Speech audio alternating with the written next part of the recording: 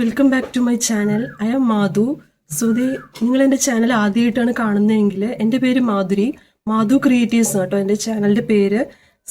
ഇപ്പം എന്തായാലും ഞാൻ പറയാൻ വരുന്നത് എൻ്റെ ചാനലിൽ മെയിനായിട്ട് വരുന്ന ടോപ്പിക്സ് എന്തൊക്കെയാണെന്ന് വെച്ചാൽ, ഒന്ന് UGC നെറ്റിൻ്റെ റിലേറ്റഡ് ആയിട്ടുള്ള ക്ലാസ്സസ് ഞാൻ കുറച്ച് ഷോർട്ടായിട്ട് ഇങ്ങനെ ഇട്ടു പോകുന്നു. പിന്നെ അതുപോലെ തന്നെ ഡെയിലി വ്ളോഗ്സ് ഇടുന്നുണ്ട്. പിന്നെ കുറച്ച് മേക്കപ്പ് റിലേറ്റഡ് വീഡിയോസൊക്കെ കുറച്ച് ഇടുന്നുണ്ട്. പിന്നെ എൻ്റെ ഇൻസ്റ്റഗ്രാം നെയിം ഇറ്റംബസ് ബെല്ല എന്നാണ് കേട്ടോ.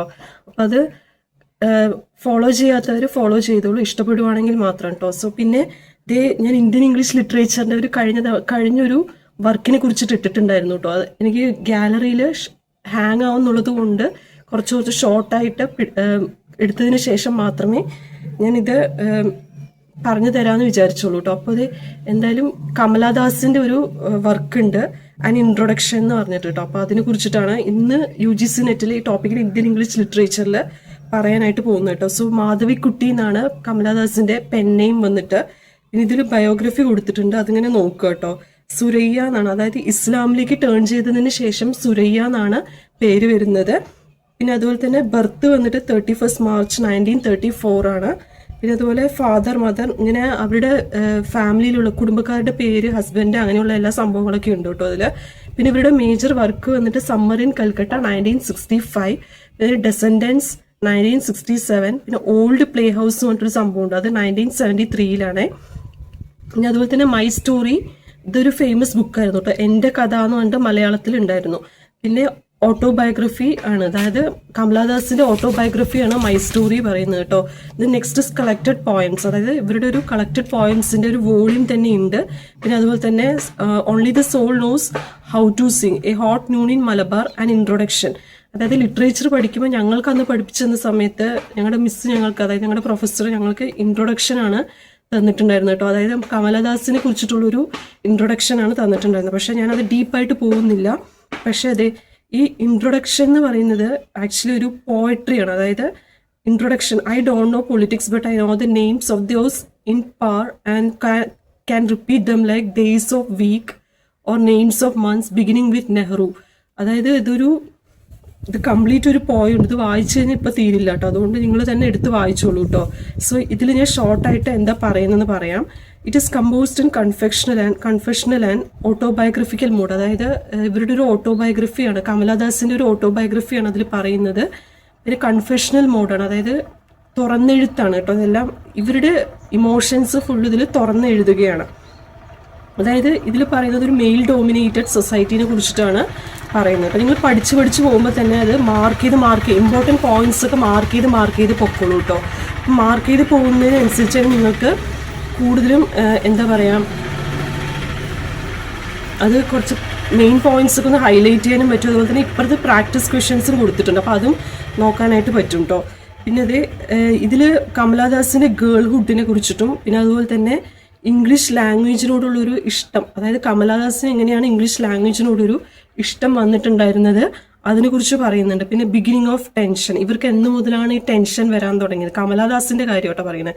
പിന്നെ അതുപോലെ സെക്ഷൽ ഹ്യൂമിലിയേഷൻ എന്ന് പറഞ്ഞൊരു സംഭവം കമലാദാസ് പറയുന്നുണ്ട് കേട്ടോ. പിന്നെ അതുപോലെ തന്നെ rebellion against conventions and assertion of our individuality. ഇവരെക്കുറിച്ച് ചോദിക്കുകയാണെങ്കിൽ നമുക്ക് ഒരുപാട് കാര്യങ്ങൾ എഴുതാനായിട്ട് പറ്റും കേട്ടോ. അതായത് ഒരുപാട് കാര്യങ്ങൾ, അതിപ്പോൾ ഡീപ്പായിട്ട് നമുക്ക് ലിറ്ററേച്ചറിലൊക്കെ ഇതിനെക്കുറിച്ചൊക്കെ ഡീപ്പായിട്ട് എഴുതാൻ വേണ്ടി വാരി വലിച്ചൊക്കെ അങ്ങനെ എഴുതിക്കോളൂ. പിന്നെ let me speak in any language I like, ഇതൊക്കെ ഇവരുടെ തോട്ട്സ് ആണ് ആക്ച്വലി ഇവർ പറയുന്നതും പോയട്രി ആയിട്ടും.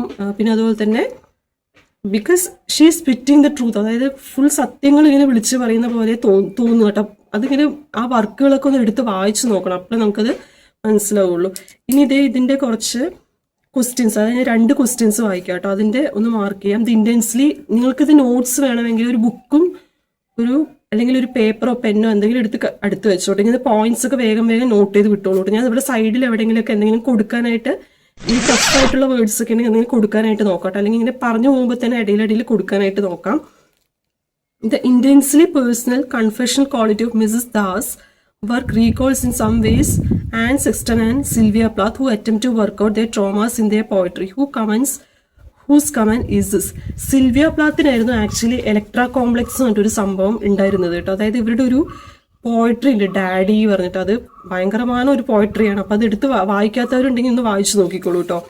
സോ ഇനി അതിൽ ആൻസേഴ്സ് നോക്കുവാണെങ്കിൽ ഫസ്റ്റ് ഓപ്ഷൻ കേട്ടോ, യുനീസ് ഡിസൂസ എന്ന് പറഞ്ഞിട്ടൊരു ഒരാളാണ് ഇതിന്റെ ആൻസർ ആയിട്ട് വരുന്നത്. ഇതിൽ എന്താ ചോദിച്ചിരിക്കുന്നത്? Intensely personal confession quality. ഈ കമലദാസിന് കൺഫെഷൻ ക്വാളിറ്റി ആൻ സെക്സ്റ്റന്റെ വർക്കും അതുപോലെ സിൽവിയ പ്ലാത്തിന്റെ വർക്കുമായിട്ട്, അതായത് അവർക്കൊക്കെ വന്നിട്ടുള്ള ട്രോമാസുമായിട്ട് എന്തെങ്കിലും കണക്ഷൻ ഉണ്ടോ? അതായത് അവർ എഴുതുന്ന പോലെ തന്നെയാണല്ലോ ഇവരും എഴുതുന്നത്. അപ്പം എന്തെങ്കിലും കണക്ഷൻ ഉണ്ടോ ചോദിക്കുകയാണ്. ഇത് ആരാണ് ഇങ്ങനെ ഒരു കമന്റ് പറഞ്ഞത്? ആ പറഞ്ഞ വ്യക്തിയുടെ പേരാണ് യുനീസ് ഡിസൂസ. നെക്സ്റ്റ് രണ്ടാമത്തത് കമലദാസ് എന്ന് പറയുന്നത് ആരാണെന്നാണ് ചോദിച്ചിരിക്കുന്നത്. അതിന്റെ ഓപ്ഷൻ ഇവിടെ കൊടുത്തിരിക്കുന്നത് ബി ആണ്. അതിൽ വന്നിട്ട് ഈ കൺഫെഷണൽ പോയിറ്റ് ആണ് കമലദാസ്. അപ്പൊ ഇത് നോക്കുക കേട്ടോ. അപ്പൊ കമലദാസിനെ കുറിച്ചിട്ടുള്ള വർക്കുകളൊക്കെ ഇനി എടുത്ത് വായിക്കുക, നോക്കുകയൊക്കെ ചെയ്യുക. പിന്നെ അതുപോലെ തന്നെ രാമാനുജന്റെ വർക്ക് പോകുന്നതിന് മുമ്പ് എനിക്കൊരു കാര്യം പറയാനുണ്ട്. അതായത് നമ്മൾ നെറ്റ് എക്സാമിൽ കോൺസെൻട്രേറ്റ് ചെയ്യേണ്ട ഒരു 4 ഭാഗങ്ങളുണ്ട്. ഒന്ന് ഡ്രാമ, ദെൻ പോയട്രി, പിന്നെ വേറെയും 2 കാര്യങ്ങളുണ്ട്. ഫിക്ഷൻ എന്നൊക്കെ പറഞ്ഞിട്ട് ഒരു സംഭവമുണ്ട്. പിന്നെ എന്തെങ്കിലും അപ്ഡേറ്റ്സ് വന്നിട്ടുണ്ടെങ്കിൽ UGC നെറ്റിന്റെ അപ്ഡേറ്റ്സ് ഹിന്ദിക്കാരിടുന്ന വീഡിയോസ് ഉണ്ട് കേട്ടോ, അതൊന്ന് നോക്കണേ. പിന്നെ മലയാളീസിന്റെ ഞാൻ സെർച്ച് ചെയ്യുമ്പോൾ എപ്പോഴും എനിക്ക് കിട്ടാറില്ല കേട്ടോ അധികം. എൻ്റെ ഫുൾ ഇങ്ങനെ ഹിന്ദിക്കാരുടെ മാത്രം വരുന്നുള്ളൂ കേട്ടോ. പിന്നെ എന്തെങ്കിലും റീജിയണൽ ലാംഗ്വേജിന്റെ പ്രശ്നങ്ങൾ ഉള്ള ആളുകൾ ഉണ്ടെങ്കിൽ ഇംഗ്ലീഷിൽ തന്നെ എടുത്ത് നോക്കാനായിട്ട് ശ്രമിക്കുക കേട്ടോ. അപ്പോൾ ഹിന്ദിയുടെ നോക്കണ്ട, മാക്സിമം ഇംഗ്ലീഷിന്റെ തന്നെ വീഡിയോസ് കിട്ടുവാണെങ്കിൽ അത് നോക്കിക്കോളൂ കേട്ടോ. അപ്പോൾ ഇത് കഴിഞ്ഞ് ഡ്രാമ വന്നിട്ട് അന്ന് കുറച്ചിങ്ങനെ ഇൻട്രൊഡ്യൂസ് ചെയ്ത് പോയിട്ടുണ്ടായിരുന്നു. ഇതിൻ്റെ കുറച്ച് ഇഷ്യൂസ് വരുന്നുണ്ട് കേട്ടോ, അതുകൊണ്ട് ഇങ്ങോട്ട് ചേഞ്ച് ആക്കിയതാണ് കേട്ടോ. അത് ബാക്ക്ഗ്രൗണ്ട് സെറ്റിംഗ് ഒന്ന് ഇങ്ങോട്ട് മാറ്റിയതാണ്. സോ ഇതിൽ കുറച്ച് കാര്യങ്ങൾ ഡ്രാമ ഓഫ് ഐഡിയാസിൽ പറയുന്ന കുറച്ച് കാര്യങ്ങളാണ്. Romanticism, poetic plays, historical and biographical പ്ലേസിനെ കുറിച്ച് പറയുന്നുണ്ട്. അതൊക്കെ ഡീറ്റെയിൽ ആയിട്ട് എല്ലാം ഈ ബുക്കിൽ കൊടുത്തിട്ടുണ്ട് കേട്ടോ, നോക്കുക. പിന്നെ comedy of manners, stage directions. അതായത് ഇപ്പോൾ മോഡേൺ ഡ്രാമയിൽ നമ്മൾ സ്റ്റേജ് ഡിറക്ഷൻസ് എന്ന് പറയുന്നത് ഭയങ്കര എലാബറേറ്റ് ആയിട്ടാണ് കൊടുക്കാറുള്ളത്. കാരണം ഇതിൽ വെച്ചാൽ ഒരു സ്റ്റേജിൽ ഡ്രാമ പ്രസന്റ് ചെയ്യില്ല. നമ്മളിപ്പോൾ ഒരു ഡ്രാമ പ്രസന്റ് ചെയ്യുമ്പോൾ നോർമലായിട്ട് സ്കൂൾസിലും കോളേജിലും പ്രസന്റ് ചെയ്യും പോലെയല്ല അന്ന് കാലഘട്ടങ്ങളിൽ പ്രസന്റ് ചെയ്തിട്ടുള്ളത്. ഇന്നൊക്കെ നമ്മൾ നാടകങ്ങൾ കാണില്ലേ, അതിൻ്റെ നല്ല നല്ല വേർഷൻസ് ഒക്കെ ആയിരുന്നു അന്ന് ഉണ്ടായിട്ടുണ്ടായിരുന്നു കേട്ടോ. അപ്പം മോഡേൺ ഡ്രാമയെ കുറിച്ചിട്ട് പറയുന്നുണ്ട്. അന്ന് ഈ ഗാൽസ്വർത്തി, ബെർണാഡ് ഷായും ഗാൽസ്വർത്തിയൊക്കെ ഇമ്പോർട്ടൻ്റ് ആയിട്ടുള്ള ആളുകളാണ്. അപ്പം ഇതിൽ ടെക്നിക്ക് പറഞ്ഞിട്ടൊരു സംഭവമുണ്ട്. അതായത് സ്റ്റേജ് ഡിറക്ഷൻസിൽ വരുന്ന കാര്യമാണ്. ആദ്യത്തെ കാര്യമാണ് ടെക്നിക്ക് എന്ന് പറയുന്നത്. അതായത് unities of time, place and action are generally maintained. പിന്നെ dialogues in modern drama are short and trenchant. Then lack of action is made by time dialogues. Soliloquies and asides have been completely avoided in modern drama. പണ്ടുകാലത്തെ ഡ്രാമയിൽ സോളിലോക്കീസും assets ഒക്കെ ഉണ്ട്. അതായത് aside പറഞ്ഞാൽ behind നിന്നിട്ട് കുറച്ച് dialogues കൊടുക്കുന്ന ആൾക്കാർ. പക്ഷെ ഇവിടെ മോഡേൺ ഡ്രാമയിൽ അതില്ല കേട്ടോ. പിന്നെ 20th സെഞ്ചുറി ലിറ്ററേച്ചറിൽ ട്രമൻഡസ് ആയിട്ടൊരു ലിറ്റററി ഫോഴ്സാണ് വന്നിട്ടുള്ളത്. പിന്നെ സ്റ്റീഫൻ ഫിലിപ്സ് പറഞ്ഞിട്ട് ഒരാളുണ്ട്. ഇയാൾ 1864 to 1915 ഇയാളുടെ ഒരു കാലാവധി, അതായത് മരിച്ച വർഷമാണ് പറയുന്നത് കേട്ടോ. 1915 എന്ന് പറയുന്നത് റെനസൻസ് ഓഫ് ഇമാജിനേഷൻ എന്ന് പറയും. അതായത് dramatist. We find some dramatist writing verse drama in early years of 20th century. Of these dramatist Stephen Phillips deserves a first mention. അതായത് ഡ്രമാറ്റിസ്റ്റിൽ സ്റ്റീഫൻ ഫിലിപ്സിനാണ് ആദ്യം ഈ റെനസൻസ് ഓഫ് ഇമാജിനേഷനിൽ ആദ്യം തന്നെ മെൻഷൻ ചെയ്യേണ്ട ഒരാൾ. ഇതിൽ ഇയാളുടെ കുറച്ച് work in the sense place പറയും. ഈ പ്ലേസും ഡ്രാമയും തമ്മിൽ വ്യത്യാസമുണ്ട് കേട്ടോ. മീനിങ് ഒന്ന് ഗൂഗിളിൽ ചെയ്ത് നോക്കിക്കോളൂ. Herod, Ulysses, sin of David and Nero, ഇതൊക്കെയാണ് അദ്ദേഹത്തിന്റെ ഡ്രാമാസ്. ഹെറോഡ്, യുളീസസ് നിങ്ങൾ പഠിച്ചിട്ടുണ്ടാവും. അതിൽ ഒരു പോയിട്രി ഉണ്ടല്ലോ യുളീസസ് എന്ന് പറഞ്ഞിട്ട്. അതായത് ഒരു ഹൊറൈസന്റെ അവിടെ സൺറൈസോ സൺസെറ്റിന്റെ അവിടെയൊക്കെ പോയിട്ട് യുളീസസ് ഇങ്ങനെ യാത്ര. ഇതിൽ കംപ്ലീറ്റ്ലി ഫാന്റസീസ് ആണ്. ഇത് റിയാലിറ്റി ആയിട്ടൊരു ബന്ധമില്ലാത്ത കഥയാണ് യുളീസസിൽ പറയുന്നത് കേട്ടോ. ശരിക്കും അങ്ങനെ ഒരു രാജാവ് കുറെ യുദ്ധം ചെയ്യാൻ വേണ്ടി വർഷങ്ങളോളം ഓടിയ പോലത്തെ കഥകളൊക്കെയാണ് ഇതിൽ പറയുന്നത്. പിന്നെ ഇത് എലിസബീത്തൻസിനെ കുറിച്ചിട്ട് പറഞ്ഞു. Phillips is a fossilized Elizabethan എന്ന് പറയുന്നുണ്ട്. ഇനി ഇയാളുടെ ഫോളോവേഴ്സ് ആണ് റുഡോൾഫ് ബെസിയറും പിന്നെ അതുപോലെ ജെഇ ഫ്ലെക്കർ എന്ന് പറയുന്നത്. പിന്നെ വെർജിൻ ഗോഡസസ് എന്ന് പറഞ്ഞിട്ട് ഇയാൾ ഒരു സ്റ്റൈൽ എഴുതിയിട്ടുണ്ട് ഫിലിപ്സിന്റെ. പിന്നെ അതുപോലെ തന്നെ ഇനി അടുത്തൊരു ഓഥറാണ് ജോൺ മെയ്സ്ഫീൽഡ്. അതായത് ഒരു ഡ്രമാറ്റിസ്റ്റ് ആണ് കേട്ടോ. മെയ്സ്ഫീൽഡ് എന്ന് പറയും. നമ്മൾ ഷോർട്ട് ആക്കിയിട്ട് വരെ നമുക്ക് മെയ്സ്ഫീൽഡ് പറയാം. അതായത് ഗോതമ്പ് പാടം അങ്ങനെ ആക്കിയാൽ മതി കേട്ടോ.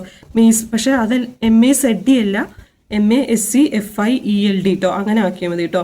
Middle east. But he was influenced a great deal especially in his dramatic work by Japanese drama. Japanese ഡ്രാമയാണ് ഇതിൽ മെയിനായിട്ട് ഇയാൾ 1913 ഇംഗ്ലീഷിലോട്ട് ആദ്യം, അതായത് ഇംഗ്ലീഷുകാർക്ക് ജപ്പാൻ അറിയില്ലെങ്കിൽ ജപ്പാൻ ഭാഷ ഇപ്പം നമ്മുടെ കേരളത്തിൽ ഏതെങ്കിലും ഒരു ഭാഷ അറിയില്ല, ഏതെങ്കിലും ഒരു ഭാഷ ഇങ്ങോട്ട് കൊണ്ടുവന്നിട്ട് അതിനെക്കുറിച്ചൊരു ഡ്രാമ ചെയ്യുമ്പോൾ ഇപ്പം കുറച്ച് കാലം മുമ്പാണെന്ന് വിചാരിക്കുക, എങ്ങനെയുണ്ടാവും, അതായത് പുതിയൊരു കാര്യം വന്നു എന്നൊരു തോട്ട് നമുക്ക് അവിടെ എന്തായാലും വരും അല്ലേ. അപ്പോൾ അത് തന്നെയാണ് ഇതിൽ ജാപ്പനീസ് ഡ്രാമയിലും പറയുന്നത് കേട്ടോ. ഇനി ട്രാജഡി ഓഫ് നാൻ, അതായത് ഇയാളുടെ കുറച്ച് പ്ലേസ് ആണ്, വർക്കുകളാണ്. Pompey of the great, Philip the king എന്നൊക്കെ പറഞ്ഞിട്ടുള്ളത് കേട്ടോ. പിന്നെ king's daughter, good Friday, trial of Jesus, then next coming of Christ, ഇതൊക്കെ ഇയാളുടെ വർക്കുകളാണ് കേട്ടോ. ഇനി അടുത്തത് നമുക്ക് വെള്ളം കുടിക്കാൻ എപ്പോഴൊക്കെ തോന്നുന്നു ആ സമയത്ത് ജോൺ ഡ്രിങ്ക് വാട്ടറിനെ ഓർക്കുക കേട്ടോ. അയാളുടെ പേരാട്ടോ, അതായത് ഡ്രിങ്ക് വാട്ടർ എന്നാണ് പറയുക, ജോൺ ഡ്രിങ്ക് വാട്ടർ. 1882 to 1937 ആണ്. ഇദ്ദേഹത്തിൻ്റെ ഒരു ഡ്രാമയുണ്ട് എബ്രഹാം ലിങ്കൺ. നിങ്ങൾക്ക് എബ്രഹാം ലിങ്കണെ അറിയാലോ, അതായത് എബ്രഹാം ലിങ്കനെ 1918 ഒരു ക്യാരക്ടർ വെച്ചിട്ട് അവിടെ പ്രസന്റ് ചെയ്യാണ്. ഓക്കെ, ഇതിൽ പിന്നെ അടുത്തൊരു വർക്ക് വന്നിട്ട് ഇത് സ്റ്റോം എന്ന് പറയും, 1915 ആണ്. ഗോഡ് ഓഫ് ക്വയറ്റ് പറയും കേട്ടോ, 1916 വർക്കാണ്. ഇനി x is equal to 0, a night of the Trojan war, അതായത് യുളീസസിൽ പെടുന്ന ഒരു സംഭവമാണ് ഈ ട്രോജൻ വാർ പറയുന്നത് കേട്ടോ. ഇതൊക്കെ കുറേ വർഷം മുമ്പ്, ഏകദേശം ഒരു 8 വർഷമായിട്ടുണ്ടാവും ഇത് ടച്ച് വിട്ടിട്ട്, കുറച്ച് വർഷമായി. ഇതിങ്ങനെ വായിച്ച് ഇനി പോകണം, കുറച്ചും കൂടി ബെറ്റർ ആക്കട്ടെ കേട്ടോ. എന്നിട്ട് ഇതിൻ്റെ അപ്ഡേറ്റ്സ് ഒക്കെ കൃത്യമായിട്ട് ഞാൻ നെറ്റ് എക്സാമിൻ്റെ അപ്ഡേറ്റ്സ് ഒക്കെ കൃത്യമായിട്ട് എഴുതി തരാട്ടെ. ഞാൻ റീസെൻ്റ് ആയിട്ട് നോക്കിയ സമയത്തില്ലേ, ഏപ്രിലിൽ തന്നെ വന്നിട്ടുണ്ട്, അതായത് ഏപ്രിലിൽ തന്നെ അതിൻ്റെ നോട്ടിഫിക്കേഷനോ കാര്യങ്ങളോ എന്തോ ഇങ്ങനെ അപ്ഡേറ്റ്സുകൾ വന്നിട്ടുണ്ട്. ഹിന്ദിക്കാരുടെ വീഡിയോസ് വേണേൽ എടുത്ത് നോക്കിക്കോളൂ കേട്ടോ, അത് കറക്റ്റായിട്ട് അതിലെല്ലാം പറയുന്നുണ്ട്. പിന്നെ അതുപോലെ തന്നെ വേറെ ഇപ്പോൾ നമുക്ക് ഒഴിവുകൾ വരുന്ന ടൈമാണ്, അതായത് ഓരോ സ്കൂളുകളിലും കോളേജുകളിലും വേക്കൻസീസ് വരുന്ന സമയം. അപ്പോൾ നെറ്റ് ക്വാളിഫൈഡ് ആയിട്ടുള്ള ആളുകൾ ഉണ്ടെങ്കിൽ, ഇത് ഇന്ന് പത്രത്തിൽ കണ്ടതാട്ടോ, NSS കോളേജിൽ ഒഴിവുകൾ, അതായത് കുറേ ഡിപ്പാർട്ട്മെൻറ്റ്സിൽ ഒഴിവുകൾ വന്നിട്ടുണ്ട്. നമ്മുടെ ഇംഗ്ലീഷ് ഡിപ്പാർട്ട്മെൻറ്റിൽ ഒഴിവുകൾ വന്നിട്ടുണ്ട് കേട്ടോ. അപ്പോൾ അതിൽ നെറ്റ് ക്വാളിഫൈഡ് ആയിട്ടുള്ളവർക്കായിരിക്കും മിക്കവാറും പ്രിഫറൻസ് കൊടുക്കുന്നുണ്ടാവുക. അപ്പോൾ പിന്നെ ബാക്കിയുള്ളവർ ഒരു ഫോർമാലിറ്റിക്ക് വേണ്ടി ഇൻ്റർവ്യൂ എടുത്ത് അങ്ങനെ ജസ്റ്റ് ഇങ്ങനെ വിട്ടാക്കുന്നു എന്ന് മാത്രമേ ഉള്ളൂ. അപ്പോൾ നെറ്റ് ക്വാളിഫൈഡ് ആയിട്ടുള്ള ആളുകൾ മാക്സിമം പോകാൻ നോക്കിക്കോളൂ. അവിടെ എനിക്ക് തോന്നുന്നു അവിടെ ഒഴിവുകൾ വന്നിട്ടുണ്ട്. പക്ഷെ ഒരു പ്രശ്നമുണ്ട്, നമ്മൾ മറ്റേ ഗസ്റ്റ് ലെക്ചറായിട്ട് പോകുമ്പോൾ ഒരു സ്ഥലത്ത് പോയിട്ട് അത് രജിസ്റ്റർ ചെയ്തിരിക്കണം, അതായത് DDയുടെ അവിടെ രജിസ്റ്റർ ചെയ്തിരിക്കണം. ഞാനത് ചെയ്തിട്ടുണ്ടായിരുന്നു, കുറേ കോളേജുകളൊക്കെ പോയി നോക്കിയതാണ്. അവിടെ പിന്നെ ബ്രില്യൻ്റ് ആയിട്ടുള്ള കുട്ടികൾ വരുമ്പോഴും അവർക്ക് പറ്റുന്ന ആൾക്കാർ വരുമ്പോൾ മാത്രം അവരെടുക്കും. ബാക്കിയുള്ളവരോടൊക്കെ എക്സ്പീരിയൻസ് ഉണ്ടോ എന്ന് ചോദിക്കുക. എക്സ്പീരിയൻസ് ഉണ്ടെങ്കിലും എടുക്കില്ല. അങ്ങനത്തെ ഒരു സ്ഥിതിഗതിയാണ്. അതായത് ഇങ്ങനെ ഹൈറാർക്കിക്കലായിട്ടാണ് പോവുക കേട്ടോ. ടീച്ചിങ് ഫീൽഡ് അങ്ങനെ അത്രയും ടഫാണ്, പുറമേ നിന്ന് കാണും പോലെയൊന്നുമല്ല. പിന്നെ കുറച്ച് ഈഗോ ഇഷ്യൂസ് ഉള്ള, ഇപ്പോൾ ഇന്റേൺഷിപ്പിനൊക്കെ പോകുമ്പോൾ കുട്ടികൾക്ക് പെട്ടെന്ന് റിലേറ്റ് ചെയ്യാൻ പറ്റും. അതായത് ഈഗോ ഇഷ്യൂസ് ഉള്ള സീനിയർ ടീച്ചേഴ്സുമായിട്ടൊക്കെ കുറച്ചൊക്കെ ഒന്ന് പോകുമ്പോൾ ഒന്ന് ബുദ്ധിമുട്ടേണ്ടിയൊക്കെ വരും. അപ്പോൾ നമ്മൾ അതൊക്കെ ഒന്ന് ശ്രദ്ധിക്കുക. നമ്മൾ കണ്ടില്ല കേട്ടില്ല നടിച്ചങ്ങ് പോവുക, അത്ര തന്നെ. ഇനി ഇത് ലാസിലസ് ആംബർ ക്രോംബി, അടുത്തൊരു ഡ്രമാറ്റിസ്റ്റാണ് ലാസിലസ് ആംബർ ക്രോംബി എന്ന് പറയുന്നത് കേട്ടോ. അതിൽ ആംബർ ക്രോംബിയുടെ കുറച്ച് വർക്കുകളാണ് Deborah, adder, end of the world 1914, staircase 1920, the desert, Phoenix. അപ്പോൾ ഇതൊക്കെയാണ് വർക്കുകൾ കേട്ടോ. പിന്നെ ഒരു കോമഡി ഇടയിൽ പറയാനുണ്ടായിരുന്നു. ഞാൻ ഈ ബുക്ക് ഇവിടെ കല്യാണം കഴിയപ്പോൾ ലാസ്റ്റ് ഇയർ ഈ സമയത്ത് ഇങ്ങനെ ഇരുന്ന്, ഈ സമയത്തല്ല, ഒരു ജനുവരി ഫെബ്രുവരി ആ ടൈമിൽ ഇരുന്ന് പഠിക്കുന്നു. പിന്നെ ഒരു മാർച്ചൊക്കെ ആയത്തേക്കും ഇഷ്ടംപോലെ ടാസ്കും കാര്യങ്ങളൊക്കെ എഴുതാനുണ്ടായിരുന്നു BEdന്റെ. അപ്പോൾ അത് എഴുതുന്നതിൻ്റെ ഇടയിൽ ഇത് നോക്കാൻ കുറച്ച് ടൈം പോയി. ഇതിനു വേണ്ടിയിട്ട് ഓട്ടമായി ആ ടാസ്ക് എഴുതി പോയത്. ഒരു റെക്കോർഡും തെറ്റി, അത് ഇങ്ക് മാറിപ്പോയതാട്ടോ. റെക്കോർഡ് തെറ്റി, ഇങ്ക് മാറിപ്പോയി. ഇത്തിരി വഴക്കും കേട്ടു. പിന്നെ പുതിയ റെക്കോർഡ് സാറ് പ്രിന്റ് ചെയ്ത് തന്നു. എനിക്ക് വേണ്ടി സാറ് റിസ്ക് എടുത്തതാട്ടോ, പ്രിന്റ് ചെയ്ത് തന്ന്. പിന്നെ അതുപോലെ തന്നെ അത് ഫസ്റ്റ് ആദ്യം മുതൽ 30 വരെ ലെസൺ പ്ലാൻസ് എഴുതി കഴിഞ്ഞ് അങ്ങനെ വന്നതാട്ടോ. പക്ഷേ അതിൻ്റെ ഇടയിൽ ഞാൻ മറന്നുപോയൊരു കാര്യം പറയുന്നതുണ്ടല്ലോ, BEd പറയുന്നത് ഇംഗ്ലീഷ് ലിറ്ററേച്ചറും നമ്മൾ പഠിക്കുന്ന ആ ഒരു ആർട്സ് മോഡേ അല്ല, ഇത് വ്യത്യാസമുണ്ട്. എങ്ങനെ പഠിപ്പിക്കാം അത് മാത്രമാണ് അതിൽ പറയുന്നുള്ളൂ കേട്ടോ. പക്ഷെ കുറച്ച് ടഫാണ്, കുറച്ച് ബുദ്ധിമുട്ടാൻ ഇൻട്രസ്റ്റ് ഉള്ളവർ മാത്രം പോവുക കേട്ടോ. പിന്നെ ഇനിയിപ്പോൾ എന്തായാലും BEd കോളേജസ് ഉണ്ടാവോ ഇല്ലയോ പുതിയ ഇതൊന്നും എനിക്കറിയില്ല. ഞാൻ അപ്ഡേറ്റ്സ് ഒന്നും നോക്കിയിട്ടില്ല, അതൊക്കെ നോക്കാൻ കുറച്ച് ടൈം എടുത്ത് നോക്കിയിട്ട് അത് അറിയിക്കാം കേട്ടോ. പിന്നെ അതുപോലെ തന്നെ ഇനി എനിക്ക് ഡോക്ടർ ഗോർഡൻ ബോട്ടംലിയുടെ വർക്കുകൾ പറയുന്നുണ്ട്. ഇയാൾ ഒരു എലിസബീത്തൻ ഓർ ദർ വിക്ടോറിയൻ ഇമിറ്റേറ്റേഴ്സ് പറയും കേട്ടോ. പിന്നെ T.S. എലിയറ്റ് ഉണ്ട്. T.S. എലിയറ്റിൻ്റെ T.S. എലിയറ്റ് എന്ന് പറയുന്നത് നമുക്ക് ഒരു ഫേമസ് ആയിട്ടുള്ള ഒരു ഡ്രമാറ്റിസ്റ്റ് ആണ് അല്ലേ. അയാളുടെ 20th സെഞ്ച്വറി പോയട്രി ഉണ്ട്, ക്രിറ്റിസിസം ഉണ്ട്, പിന്നെ ഡ്രാമയുണ്ട്, പിന്നെ അതുപോലെ തന്നെ possibility of the poetic drama, the need for poetic drama. ഇതൊക്കെ ഇയാൾ മിക്കവാറും എസ്സേ എഴുതിക്കൊണ്ടിരിക്കുന്ന ഒരാളാട്ടോ, TS എഴുതിയിട്ട്. സത്യത്തിൽ ഇയാളുടെ ക്ലാസ്, ഇയാളെ കുറിച്ചുള്ള പഠിക്കാനുള്ള ക്ലാസ് കേട്ട് പണ്ടാരം അടങ്ങിയിട്ടുണ്ട് എന്ന് തന്നെ പറയാം. അത്രയും ഡീപ്പായിട്ട് ഞങ്ങൾക്കത് ഡിഗ്രിക്ക് പറഞ്ഞു തന്നിട്ടുണ്ട് ഇയാളെ കുറിച്ച്. അത് ചത്ത് പഠിക്കുക പറയുക, അതുപോലെ പഠിച്ചാൽ തന്നെ ഇത് എഴുതാൻ കിട്ടത്തുള്ളൂ. നമുക്ക് PGക്ക് പോകുമ്പോൾ എഴുതാൻ കിട്ടത്തുള്ളൂ. ഇതിപ്പോൾ ഞാൻ നെറ്റ് മാത്രം ഫോക്കസ് ചെയ്ത് പറയല്ല കേട്ടോ, എല്ലാത്തവർക്കും കൂടി ഇപ്പോൾ കറൻ്റ്ലി ഗ്രാജുവേഷൻ ചെയ്യുന്നവർക്ക് കൂടി വേണ്ടി പറയാം കേട്ടോ, ഷോർട്ടാക്കിയിട്ട്. The god beneath the skin, അതായത് കുറച്ച് വർക്കാണ്, ബാലൻസ് വർക്കുകളാണ് കേട്ടോ. The ascent of F6 on the frontier Miss Dorothy സേവ്സ് in the zeal of thy house, ഇങ്ങനെയുള്ള കുറച്ച് കാര്യങ്ങളൊക്കെ വരുന്നുണ്ട് കേട്ടോ. പിന്നെ അതുപോലെ തന്നെ ഇതിലൊരു വർക്ക് ഉണ്ട് കേട്ടോ, ആംഗ്രി യങ് മെൻ എന്ന് പറഞ്ഞിട്ട്. ഇത് കുറച്ച് ഇമ്പോർട്ടൻ്റ് ആണ്, അത് നോക്കണം. Term is loosely apply to the both dramatist and novelist of the 1950s. ഈ ആംഗ്രി യങ് മെൻ എന്ന് പറയുന്നത് 1950കളിലെ നോവലിസ്റ്റുകളിനെയും ഡ്രാമാറ്റിസ്റ്റുകളിനെയൊക്കെയാണ് പറയുന്നത്. ഇപ്പോൾ ഇതിനൊരു കുട്ടി എക്സാമ്പിൾ പറയുകയാണെങ്കിൽ, ഇപ്പം നമ്മളൊരു കഥ ഇങ്ങനെ, ഒരു കഥാകൃത്ത് ഇങ്ങനെ എഴുതിക്കൊണ്ടേയിരിക്കുകയാണ്. എഴുതി ഇയാളുടെ കഥ എവിടെയും വർക്കൗട്ട് ആവുന്നില്ല. അപ്പോൾ ഈ വർക്കൗട്ട് ആവാത്ത സമയത്ത് നമുക്ക് ദേഷ്യം വരും. പൊതുവെ ഇപ്പം ഞാനും ഇങ്ങനെ എഴുതി ഒരു ജസ്റ്റ് ഒരു മാഗസിന് വേണ്ടി ഇങ്ങനെ എഴുതി കൊടുക്കുകയാണ്.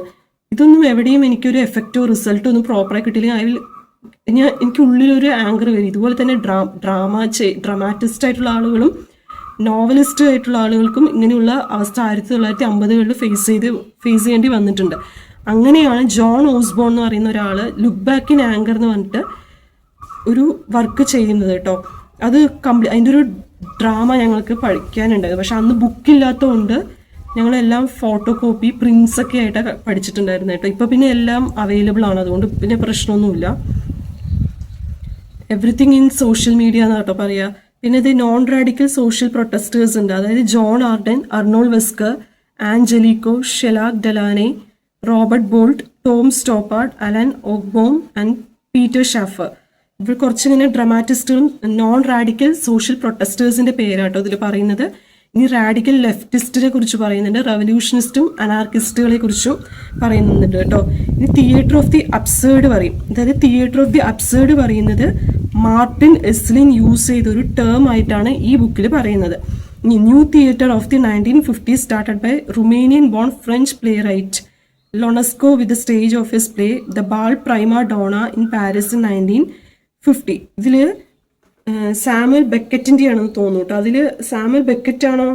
സാമുവൽ ബെക്കറ്റിൻ്റെ വെയിറ്റിംഗ് ഫോർ ഗോദോ, അതായത് വെയിറ്റിംഗ് ഫോർ ഗോദോ നിങ്ങൾക്ക് എല്ലാവർക്കും റിലേറ്റ് ചെയ്യാൻ പറ്റും. പക്ഷേ ഈ വെയിറ്റിംഗ് ഫോർ ഗോദോയിൽ ആക്ച്വലി ഇയാളിങ്ങനെ ഗോഡ് വരുന്നതും കാത്ത് ഇങ്ങനെ ഇരുന്ന ഒരു ഡ്രാമ ഇങ്ങനെ പോയിക്കൊണ്ടിരിക്കുക. പക്ഷെ അവസാനം ആരും വരുമൊന്നുമില്ല കേട്ടോ ഇതിൽ. അതാണ് ഇതിൻ്റെ കഥ വന്നിട്ട്. പിന്നെ ഡ്രാമ ഓഫ് ദി അബ്സേർഡ് ആണ്. The theatre of the absurd was A phrase derived from Camus philosophy. അതായത് ക്യാമസ് ഫിലോസഫി എന്നാണ് തിയേറ്റർ ഓഫ് ദി അബ്സേർഡ് എന്ന് പറയുന്നത് വന്നിരിക്കുന്നത് കേട്ടോ. പിന്നെ അബ്സേർഡ് ഡ്രാമ എന്താ നോക്കുക, ക്യാമസ് ആൻഡ് സാട്രേ. പിന്നെ അതുപോലെ തന്നെ ഇതാ ബ്രിട്ടീഷ് പ്രാക്ടീഷണർ സാമുവൽ ബെക്കറ്റ് ഇയാളുടെ തന്നെയാണ് ബെക്കറ്റിൻ്റെ വെയിറ്റിംഗ് ഫോർ ഗോദെ പറഞ്ഞില്ലേ, അതന്നെ സാമുവൽ ബെക്കറ്റിൻ്റെ വെയിറ്റിംഗ് ഫോർ ഗോദെ. പിന്നെ സാമുവൽ ബെക്കറ്റും ഹറോൾഡ് പിൻറ്ററും ഇംഗ്ലണ്ടിലും എഡ്വേർഡ് ആൽബി അമേരിക്കയിലുള്ള ചീഫ് പ്ലേ റൈറ്റ്സ് ആണെന്നാണ് ഇതിൽ പറയുന്നത്. ഇനി ഹറോൾഡ് പിൻറ്ററിൻ്റെ കുറച്ച് വർക്കുകളുണ്ട്. The room, the birthday party, the caretaker. The birthday party, the caretaker, ഇത് കുറച്ച് ഇമ്പോർട്ടൻ്റ് ആയിട്ടുള്ള വർക്കാണ് കേട്ടോ, അതൊക്കെ നോട്ട് ചെയ്ത് വെച്ചോളൂ. പിന്നെ അതുപോലെ തന്നെ എലമെന്റ് ഓഫ് പ്രൊപ്പഗാൻഡ പറയുന്നുണ്ട്, technique, the prominence of discussion, criticism of the problem play. അപ്പം ഞാൻ ഇത് 12 മിനിറ്റ് 30 സെക്കൻഡ്സ് ആയിട്ടുണ്ട് കേട്ടോ. അപ്പോൾ അത് വീഡിയോ ഇവിടെ സ്റ്റോപ്പ് ചെയ്യാണ്. ഇനി അടുത്തത് ഞാൻ UGC നെറ്റിൻ്റെ എല്ലാം എടുക്കാൻ പോകുന്നത് സ്റ്റോറീസ് പറയാനായിട്ട് പോവാം കേട്ടോ. ചിലപ്പോൾ കുട്ടി കഥകളായിരിക്കാം, അല്ലെങ്കിൽ വലിയ വലിയ കഥകളായിരിക്കാം. അപ്പോൾ ഇഷ്ടമുള്ള സ്റ്റോറീസൊക്കെ നോക്കട്ടെ. പിന്നെ നിങ്ങൾക്ക് കഥകളൊക്കെ കേൾക്കാൻ ഇഷ്ടമുള്ളവർ നല്ല നല്ല പോഡ്കാസ്റ്റുകളൊക്കെ കേൾക്കാനായിട്ട് ശ്രമിക്കുക. ഞാനിപ്പോൾ സ്പോട്ടിഫൈയിൽ പോഡ്കാസ്റ്റൊക്കെ ഈയിടെയായിട്ട് കുറച്ച് സ്റ്റോപ്പ് ചെയ്തതാണ്. അപ്പോൾ ഇനി അത് വീണ്ടും റീസ്റ്റാർട്ട് ചെയ്യാൻ പോവുകയാണ് കേട്ടോ. ഇനി എനിക്ക് ടു ഡു ലിസ്റ്റ് പ്രിപ്പയർ ചെയ്യാനുണ്ട്. അപ്പോൾ അതും കൂടി ഒന്ന് കഴിഞ്ഞിട്ട് വരാം കേട്ടോ. അപ്പോൾ താങ്ക് യു.